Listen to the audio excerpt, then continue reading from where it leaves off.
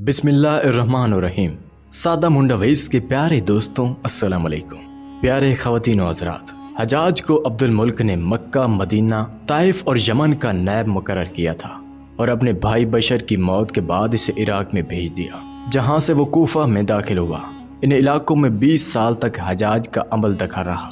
इसने कूफे में बैठकर जबरदस्त फतूहात हासिल की। इसके दौर में मुसलमान मुजाहिदीन चीन तक पहुंच गए। हजाज बिन यूसुफ ने ही कुरान पाक पर एराब लगवाए। अल्लाह ताला ने इन्हें बड़ी फसाहत व बलागत और शुजाअत से नवाजा था। हजाज हाफिज कुरान था, शराब नोशी और बदकारी से बचता था।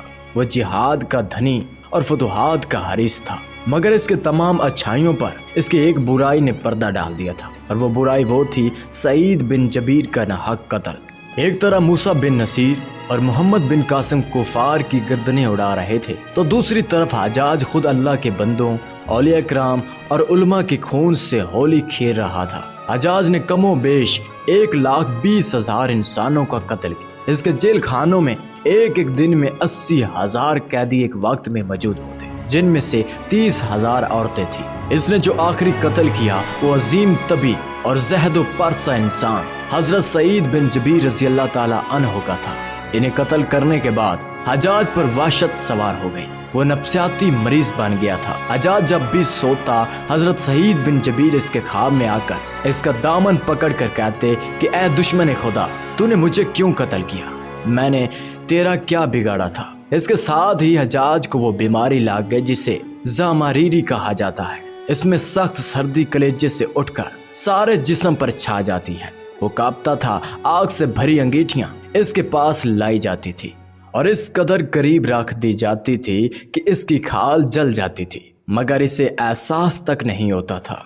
हकीमों को देखने पर उन्होंने बताया कि पेट में सर्द है। एक तबीब ने गोश्त का टुकड़ा लिया और इसे धागे के साथ बांधकर हजाज के हल्क में उतार दिया। थोड़ी देर बाद धागे को खींचा तो इस गोश्त के टुकड़े के साथ बहुत अजीब नस्ल के कीड़े लगे हुए थे। इनसे इतनी बदबू आ रही थी कि जो पूरे 1 मुरब्बा मील के फासले पर फैल गई। दरबारी उठकर भाग गए। हकीम भी भागने लगा। हजाज बोला, तुम कहाँ जाते हो? हकीम बोला, तेरी बीमारी जमीनी नहीं आसमानी है, अल्लाह से पनाह मांग।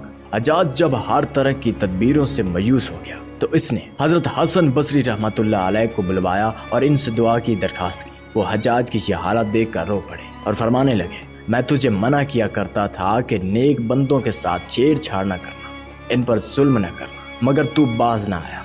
बयान किया जाता है कि हजरत सईद बिन जबीर रज़ी अल्लाह ताला अन्हु की वफात के 40 दिन बाद ही हजाज को भी मौत आ गई थी।